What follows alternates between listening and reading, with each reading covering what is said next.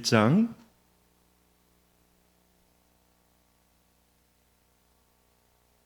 6절부터 11절까지의 말씀입니다. 구약성경 727면 정도 되겠습니다.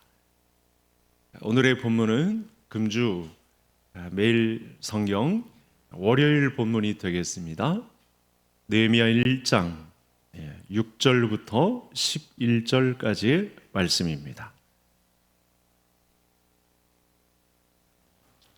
저와 한 절씩 교독하시겠습니다. 이제 종이 주의 종들인 이스라엘 자손을 위하여 주야로 기도하오며 우리 이스라엘 자손이 주께 범죄한 죄들을 자복하오니 주는 귀를 기울이시며 눈을 여시사 종의 기도를 들으시옵소서. 나와 내 아버지의 집이 범죄하여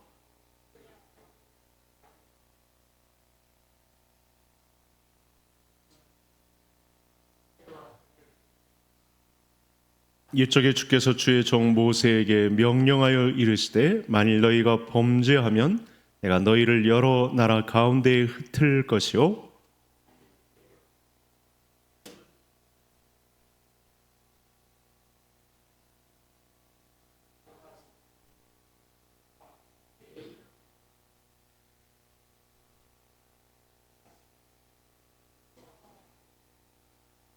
이들은 주께서 일찍이 큰 권능과 강한 손으로 구속하신 주의 종들이요 주의 백성이니이다. 주여 구하오니 귀를 기울이사 종의 기도와 주의 이름을 경외하기를 기뻐하는 종들의 기도를 들으시고 오늘 종이 형통하여 이 사람들 앞에서 은혜를 입게 하옵소서 하였나니 그때 내가 왕의 술관원이 되었느니라. 아멘.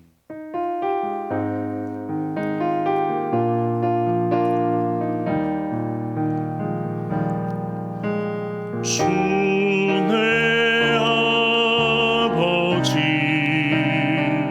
그 신발로 날 덮으시네.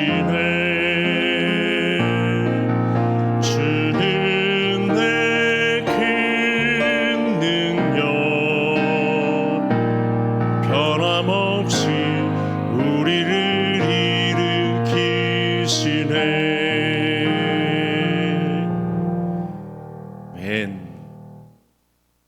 우리와 만나기를 나보다 더 기뻐하시는 하나님의 은혜로 또 말씀 속에서 위로와 큰 힘을 얻고 돌아가는 금요 기도회가 되기를 간절히 소원합니다. 오른손 들고 걸음을 걸을 때마다 숨을 쉴 때마다 기도로 모일 때마다 할렐루야 아멘. 네, 오늘도 성령 충만한 밤이 되기를 다시 한번 소원합니다. 본문 말씀을 보면 우리가 6절부터 읽었는데 연월 일시가 자세하게 기록되어 있습니다. 언제 이런 일이 있었는가에 대한 정확한 시간이 잘 기록되어 있습니다. 그래서 1절과 3절에 의하면 페르시아 아닥사스다 왕 때 그 제위 20년에 때를 보면 예수님 오시기 전 460여 년경 이렇게 보시면 되겠습니다. 그래서 형제 하나니로부터 예루살렘 성벽이 무너지고 백성이 수치를 당한다라고 하는 그런 소식을 1600km 떨어져 있는 예루살렘에서 이와 같은 소문이 왔습니다. 이때 오늘 본문 안에 보면 이제 하나님께서 형통하게 하셔서 술관원이 된 때다. 이렇게 자세하게 시간, 장소 그리고 개인의 역사에도 형통케 하시는 하나님의 자세한 기록이 나타나 있습니다. 아닥사스다 왕은 에스더의 남편인 아하수에로 왕 다음에 그러니까 페르시아 역사에서는 고레스 황제와 아닥사스다가 가장 유명한 왕이고 또 성경에도 언급된 이 고레스 칙령으로 인해 이스라엘 백성들이 돌아올 기반을 마련하고 아닥사스다의 조서를 통해서 완전히 이제 성전 기명까지 다 붙여서 돌아오게 함으로 이들이 가장 이름난 황제일 수밖에 없는 그런 뒷배경이 있는 것입니다. 하나님의 역사에 아주 중요한 이 소스를 제공했기 때문에 하나님은 그들을 또 형통하게 하셨고, 페르시아 역사에 두 사람은 가장 큰 위치를 차지하고 있는, 또 그들에 의해서 방대한 영토가 또 확장된 그런 역사를 페르시아 역사가 갖고 있습니다. 그래서 제20년, 아닥사스다 왕 제20년, 그러니까 에스더의 아들이라고 볼 수 있겠는데, 사실은 에스더가 직접 낳은 아들은 아니고 다른 이 왕비를 통해서 아들의 위치에 있었고, 이 아닥사스다는 어머니인 에스더를 상당히 존경했던 것으로 추정됩니다. 그래서 오늘 본문 안에 보니까 이때가 제20년 기슬르월이라고 하는 구체적인 시간 배경을 말하고 있습니다. 지금 그러니까 유대력으로는 11월, 12월, 우리나라 시간으로는 연말에 해당하는 기슬르월입니다. 우리와 시간 개념이 좀 달라서 11월 중반부터 12월 중간에 이르는 기간, 이 기간이 기슬르월입니다. 제가 지금 무슨 말씀을 드리려고 하냐면, 이 페르시아의 아닥사스다, 그리고 아하수에로, 그리고 느헤미야가 있었던 때 그 월 일시가 어떤 때였는지 정확하게 기록되었다는 사실을 통해서 성경은 역사적인 사실이다, 이건 소설이 아니다, 지어낸 어떤 추론에 의한 지어낸 이야기가 아니다, 유명한 드라마를 쓰기 위해서 소설로 배경이 된 그런 책이 절대 아니다라고 하는 사실을 시간 연월 일시를 통해서 우리가 이 내용을 처음부터 도전받을 수 있다는 사실입니다. 그래서 하나님으로부터 전해들은 이 예루살렘의 소식은 정말 처참했습니다. 성벽은 다 무너졌고 성문은 불탔고 거기 남아있는 백성들은 수치를 당하고 있었던 그런 상황을 보고받은 것입니다. 이러니 오늘의 느헤미야가 기도할 수밖에 없었고, 하나님께서 긍휼히 여기셨고 아닥사스다 왕 앞에서까지 서서 긍휼히 여겨달라고, 이 일을 내가 가서 할 수 있도록 왕께서 좀 선처를 베풀어 달라고 할 수 있는 그 위치까지 가서 하나님의 긍휼을 입은 역사를 우리에게 알려주고 있습니다. 지금 포로기에서 귀환을 하고 정상대로라면 차근차근, 지금 느헤미야가 이렇게 힘쓰지 않아도 이 배경에 등장하는 에스라나 스룹바벨이나 여호수아나 여러 지도자들을 통해서 그 전에 물밑 작업을 했던 에스겔이나 또 본문 안에 느헤미야나 이런 믿음의 사람들을 통해서 차근차근 이 절차를 밟으면 성벽도 재건되고 또 스룹바벨 성전도 차곡차곡 지어지고 무엇 하나 빠짐없이 순차적으로 다 이루어져야 할 그런 순간입니다. 고레스 칙령이 있었고 아닥사스다 왕의 조서가 있었으면 차근차근 아무 문제 없이 진행되었으면 좋겠는데, 저와 성도님들이 마주하고 있는 느헤미야나 그동안 그 전에 보았던 에스라서를 보면 호락호락하지 않습니다. 무엇 하나 제대로 진행되는 것이 하나도 없습니다. 그러니까 이런 외부 문제도 문제지만 이를 방해하려는 외부적인 문제도 문제인데, 관건은 이스라엘 영내 안에 내부 문제가 더 심각하게 터지는 거죠. 에스라서에서도 있고 느헤미야서에서도 또 똑같이 발견됩니다. 그러니까 눈꽃을 새 없이 무엇 하나 문제가 해결이 되면 또 하나 문제가 터지고, 그러니까 바람잘 날 없는 이스라엘 믿음의 공동체에 그야말로 생존의 위협을 받는 문제가 생긴 것이죠. 그 초기에 해당하는 이 소식을 이런 과정을 통해서 느헤미야가 멀리 떨어져 있는 수상궁에서 이 소식을 듣게 된 것입니다. 그래서 이 본문은 모든 성경이 다 그렇습니다만 저와 성도님들이 마주하고 있는 현실에서 우리가 어떻게 해야 하나님의 사랑받는 사람이 될 수 있을까? 믿음의 사람이 될 수 있을까? 그 해결을 도전하는 그런 내용이기도 합니다. 자, 문제가 심각해졌습니다. 그런데 아직 느헤미야는 수산궁에 있고 또 거기서 포로된 신분에서 애쓰고 힘쓰고 있는 과정 중에 있는데, 이때 하나님 주신 믿음으로 느헤미야가 행동을 옮겨놓기 시작합니다. 그러면서 화면을 한번 보실까요? 이때 어떻게 하는가 보았더니 앉아서, 여기서 앉아서는 사실은 기간이 오래되었다는 뜻도 되고 엎드렸다라고 하는 해석이 더 강렬합니다. 하나님 앞에 엎드려 금식하고 기도하고 있는, 그리고 하나님의 이름을 찾고 하나님이 이 상황에서 어떤 분이신지에 대한 정확한 이해를 가지고 하나님 앞에 간구하는 그런 자세를 느헤미야가 보여주고 있습니다. 느헤미야는 지금 통곡하고 있습니다.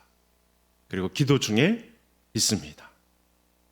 통곡하고 기도만 하고 있지 않고 이 문제를 자기에게 맡기셨다는 사실을 알고 아닥사스다 왕의 선처를 바라고 또 기도하는 중에 있다는 사실을 알 수 있습니다. 여러분, 하나님의 백성이 불행을 당했다. 또 멀리 떨어져 있는 이 성전의 본산인 예루살렘 성이 무너지고 또 성벽도 무너지고 또 성문이 불탔다라고 하는 것은 하나님께서 앞장서서 이 불공정한 문제를 일으켰다. 지금 포로 식민지 하에 있으면서도 상당히 힘든데 이런 상황이 겹겹이 둘러싸이면 백성들이 어떻게 견디겠는가라고 하면서 백성들 입장에서는 참 불공평하십니다. 이렇게 말할 수도 있는데 오늘 본문은 그렇게 이야기하지 않고 있습니다. 느헤미야가 이 문제를 풀어가는 방식 속에서 우리는 하나님이 또 어떤 분이신지를 더 정확하게 알 수 있습니다. 그래서 우리가 오늘 밤에 저와 성도님들이 느헤미야와 같은 입장에서 우리 하나님을 어떤 분으로 인식하느냐, 하나님은 이 문제를 동일하게 느헤미야와 동일시시키며 저와 성도님들을 이 믿음의 자리에 올려놓기 때문에 하나님의 말씀을 통해서, 그래서 이 자리에서 기도하는 자가 되어야 합니다. 하나님은 두려운 마음으로 경외해야 할 분이죠. 왜냐하면 느헤미야가 첫 마디 열었는데 크고 두려우신 하나님, 이렇게 하나님을 찾습니다.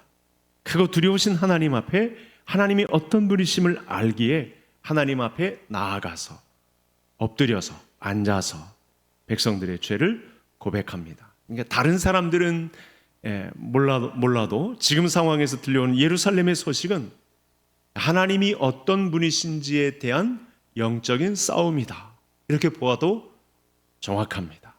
그래서 이 사건이 터지면 믿음의 사람들은 영적인 반응을 잘 해야 합니다. 그래서 성경이 기준이 되는 거죠. 똑같은 상황을 저와 성도님들이 오늘날 느헤미야와 같이 맞이할 수 있는데 이때 우리의 반응도 본문과 같아야 합니다. 우리도 영적인 반응을 느헤미야와 같이 잘 해야 합니다. 그래서 오늘 본문은 지침이 됩니다.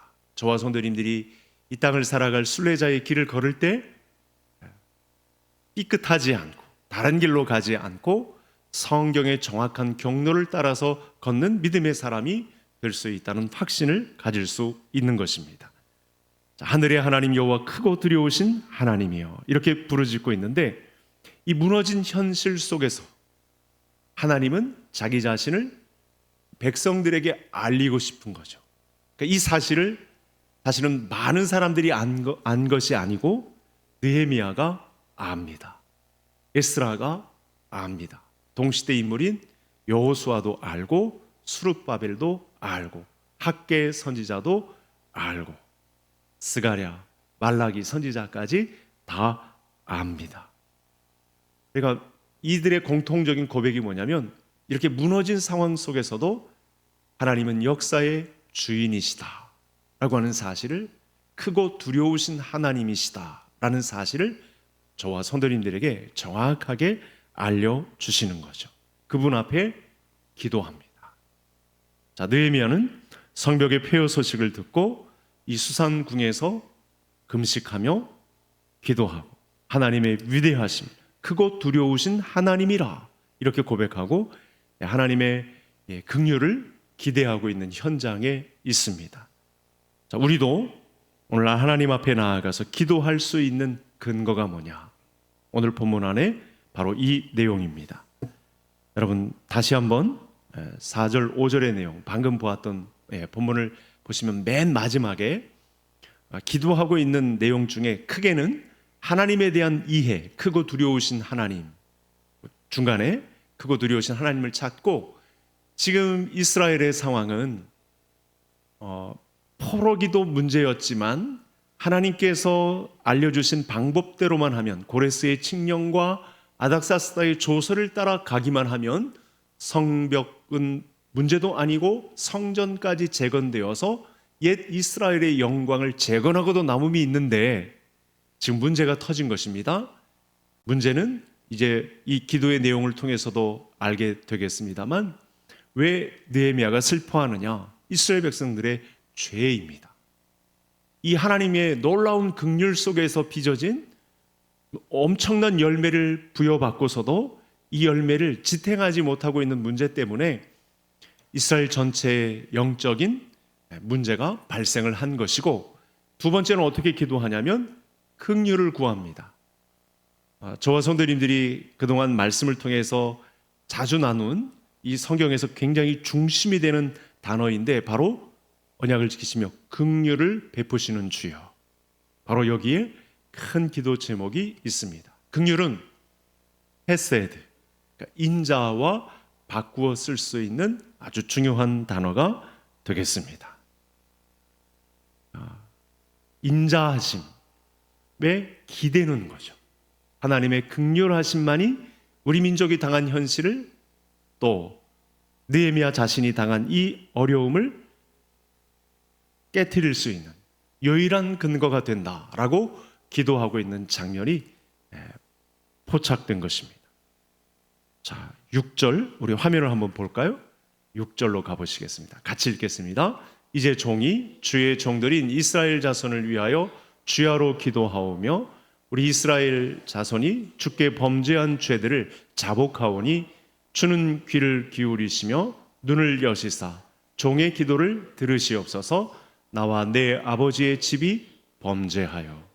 그러니까 저와 선대님들이 눈을 잠깐 뜨면 왜 예루살렘 성문이 불타고 성벽이 무너지고 성전 재건은 꿈도 꿀 수 없는 이런 황폐한, 그러니까 내외적으로 이런 어려움이 왜 왔느냐?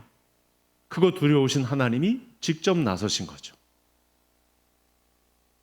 외세에 의해서, 그 거류민들에 의해서, 페르시아에 의해서, 애굽에 의해서, 어떤 나쁜 사람들에 의해서 이 일이 벌어진 것이 아니고, 하나님이 성전을 재건하고 성벽도 다시 쌓고 이스라엘 무너진 영성을 다시 일으킬 수 있는 기회를 여러 번 부여했음에도 불구하고 백성들이 움직이질 않았고, 그래서 하나님께서 나서신 것입니다. 그래서 어떻게 기도하죠? 이 수산궁에 있는 느헤미야 입장에서는 아무 관련성이 없다고 봐도 돼요. 이미 포로로 3차에 거쳐서 돌아오기는 하는데 남아있는 사람들도 있습니다. 에스더 왕비를 비롯한 여러 사람들이, 여러분 이 숫자를 보면 대부분의 사람들이 돌아오는 것이 아닙니다. 많은 사람들이 100% 다 돌아오는 것이 아닙니다. 그곳에 남아서도 하나님의 이름을 떨치며 또 기도하고 있는 사람들도 있는 것이고요. 신실한 믿음의 사람들도 디아스포라로 남아 있는 것이죠. 그런데 느헤미야는 지금 이 민족이 당한 현실을 어떻게 생각하냐면 내 죄로 여기고 자복한다. 이렇게 반드시 기록을 하고 있다는 사실입니다. 주께 범죄한 죄들을 자복하오니. 느헤미야는 수산궁에 땀 흘리며 수고하며 하나님을 전파하는 믿음의 한 사람으로 서 있었는데, 이 민족이 당한 현실을 놓고 보니 하나님께서 이 성전을 재건하여 예배하는 나라로 부르셨는데 이 일을 감당하지 못하고 있는 민족의 현실을 자기 죄로 여겼다. 이것이 자복이라는 말로 나타난 것입니다. 그래서 내용을 잘 살펴보면 이스라엘 동족의 죄를 비난하는 대신 그 죄를 자기의 것으로 삼아서 회개의 기도를 드리고 있는 것이죠. 여러분, 오늘 밤 그리고 기도할 순간이 오면 오늘 본문의 상황을 대입해서 저와 성도님들도 이 기도의 깊은 시간으로 들어갈 수 있기를 간절히 소원합니다. 우리 민족이 당한 현실과 지금 느헤미야의 상황은 거의 비슷하다고 보시면 정확합니다. 느헤미야가 자백한 이 계명, 율례, 규례를 지키지 않았다. 이렇게 자백하거든요. 예루살렘 현장에 있지도 않았고 조상들의 범죄의 현장에 있지도 않았고 먼저 귀환한 동족들의 그 틈바구니 속에 있지도 않았던 이 느헤미야가 그 형제들의 죄를 자기 자신의 죄로 자복하고 있는 놀라운 믿음의 현장을 보고 있는 것이죠. 그러니까 이 느헤미야서에 나타난 교회인 것입니다. 이 믿음의 공동체를 하나된 예수님의 몸으로 인식하고 거기서 이탈된 이 크고 두려우신 하나님을 인식하지 못하고 자행자지한 이 이스라엘 백성들의 죄를 자기 죄로 여기고 기도하는 현장에 있다는 사실입니다. 이것이 하나님이 받으시는 기도고 이런 기도를 드리는 사람은 하나님께서 형통케 하신다라고 하는 비밀도 오늘 본문 가운데에서 받을 수 있습니다. 저와 성도님들이 우리 민족이 마주한 이 엄중한 현실 앞에 여러분, 교회를 우리 한국교회에 선물로 주셨는데 여러분, 이 믿음에서 이탈하지 말고 자복하며 그 죄를 나의 죄로 여기고 하나님 앞에 크고 두려우신 하나님 앞에 선처를, 인자를 바라는 중에 똑같은 형통을 받아 누릴 수 있는 우리 모든 성도님들이 되시기를 간절히 소원합니다. 자, 그래서 7절과 11절에서 이제 페르시아 왕 앞에서 은혜 얻기를, 뭐죠? 이제 워밍업을 하는 거죠. 이 문제는 이 문제를 통해서 하나님은 나를 부르셨다. 나를 예루살렘으로 부르시는구나 라고 하는 사실을 지금 깨닫고 있는 것입니다. 화면을 한번 볼까요? 9절의 말씀인데 9절 다 같이 읽겠습니다. 만일 내게로 돌아와 내 계명을 지켜 행하면 너희 쫓긴 자가 하늘 끝에 있을지라도 내가 거기서부터 그들을 모아 내 이름을 두려고 택한 곳에 돌아오게 하리라 하신 말씀을 이제 청하건대 기억하옵소서. 그러니까 우리가 기도자로서 하나님의 백성들로 서 있는 위치를 점검할 수 있는 아주 좋은 말씀이 본문 안에 또 등장했습니다. 왜 이런 시기에 왜 느헤미야의 말씀을 묵상하게 하시는지, 우리 개성교회로 하여금 또 매일 성경을 큐티로 지정하고 기도하고 있는 한국교회에 왜 느헤미야서를 허락하셨는지를 알 수 있는 아주 중요한 단서입니다. 이 말씀을 잘 보시면 여러분, 느헤미야는 하나님의 말씀에 굉장히 능통한 사람인 것을 알 수 있습니다. 느헤미야는 지금 하나님의 말씀에 굉장히 익숙해요. 왜냐하면 9절의 말씀을 보면 이 말씀은 과거에 학습된 내용을 고백하고 있는 것입니다. 느헤미야가 지어낸 말이 아니고 느헤미야가 읽은 그 당시의 성경, 모세오경, 율법으로, 규례로, 하나님의 말씀으로 불려지고 있는 이 성경에 익숙한 환경에 있는 것입니다.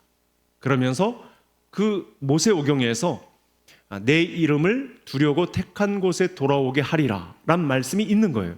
그 말씀을 추적하니까 어디입니까? 신명기 30장 2절에 3절에 있는 거예요. 특별히 3절 말씀을 보면 똑같이 너를 긍휼히 여기사 포로에서 돌아오게 하시되. 자, 여러분, 신명기서는 누가 지었죠? 모세가 지었죠. 모세는 몇 년 전 인물이죠? 예수님 오시기 전 1500년 전 인물입니다. 지금 아까 제가 이 기슬르월이 언급된 시기가 언제라고 그랬죠? 460년경. 그럼 벌써 크게 몇 년 차이가 나죠? 1000년이나 차이가 납니다. 1000년 전에 이미 하나님이 이 땅을 내다보고 이 시대를 내다보고 하나님께서 모세를 통해 예언하게 하신 거죠. 이미 출애굽해서 가나안 땅을 바라보고 있는 모압 땅에서는 이 말씀이 적용되진 않습니다.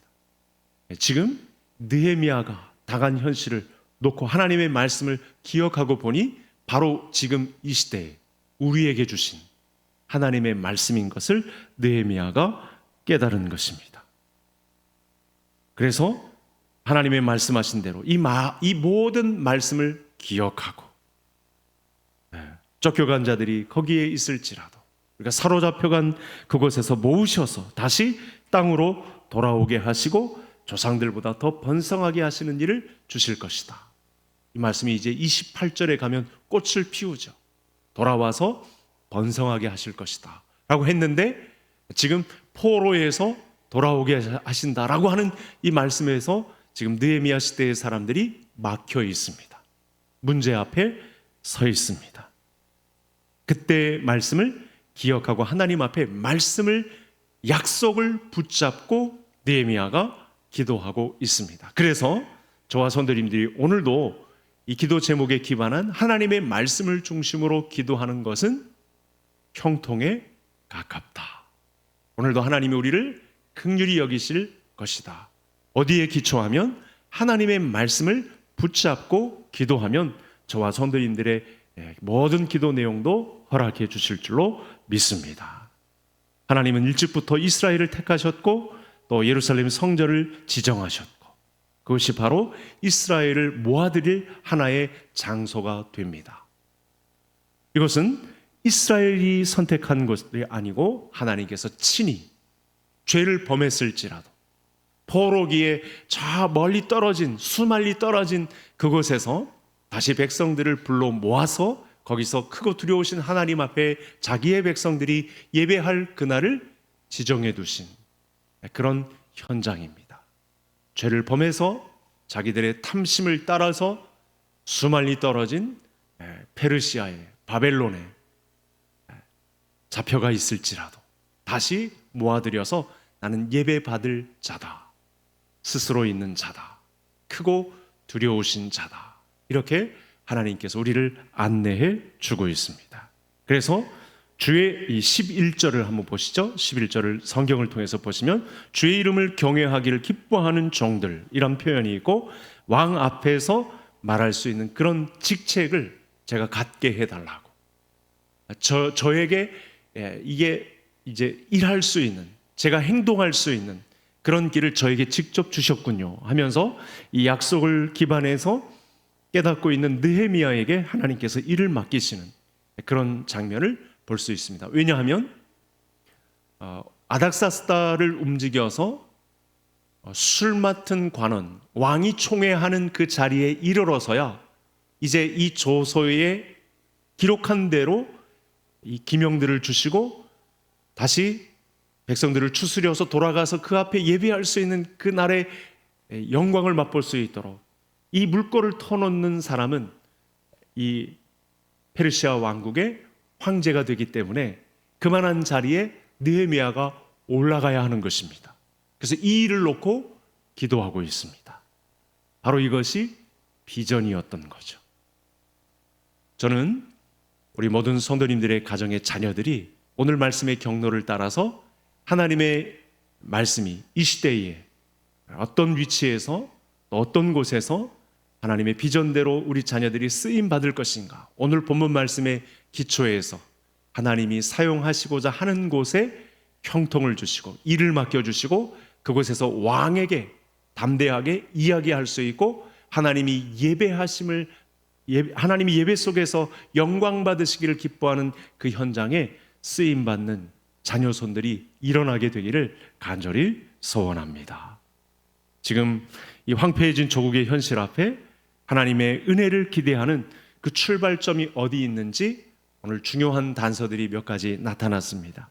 느헤미야는 죄를 자백하며 우리 조상들과 지금 이스라엘 땅에서 펼쳐진 이 모든 이스라엘 백성들의 죄 문제를 자기와 동일시하며 기도하고 있습니다.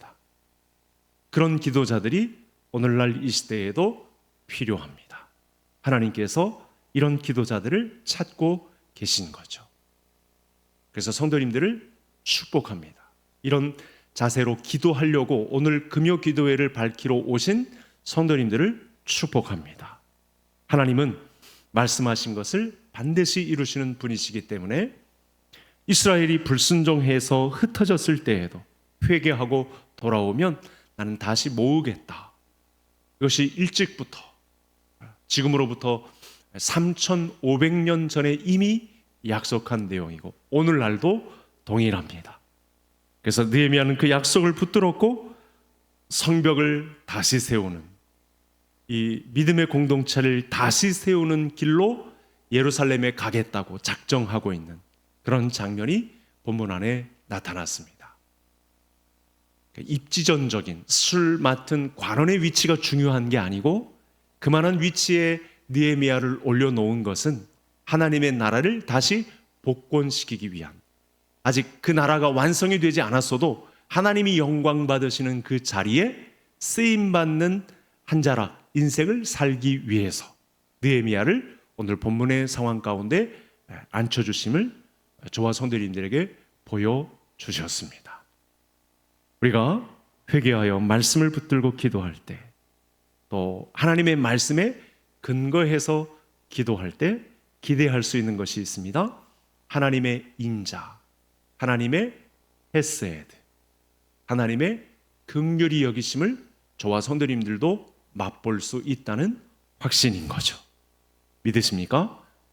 오늘 본문 말씀의 기초에서 약속의 말씀을 붙들고 기도하면 이 느헤미야의 통곡이 이스라엘을 다시 세우는 곳에, 그의 술 맡은 관원의 역할로 아닥사스다의 마음을 다시 움직이게 되고 다시 뛰는 이스라엘이 되었던 것처럼 저와 성도님들을 통해서 저와 성도님들이 가진 하나님에 관한 이해와 그리고 기도를 통해서 우리 인생을 그 비전 가운데 사용하실 하나님을 기대하며 오늘도 하나님의 보폭에 맞춰 기도하게 되는 가운데 또 믿음의 진보가 나타나는 이 밤이 되기를 간절히 소원합니다. 오늘 본문의 내용을 가지고 우리 한번 기도로 옮겨 놓겠습니다. 말씀 그대로 한번 기도를 드려보겠습니다. 이렇게 기도하겠습니다.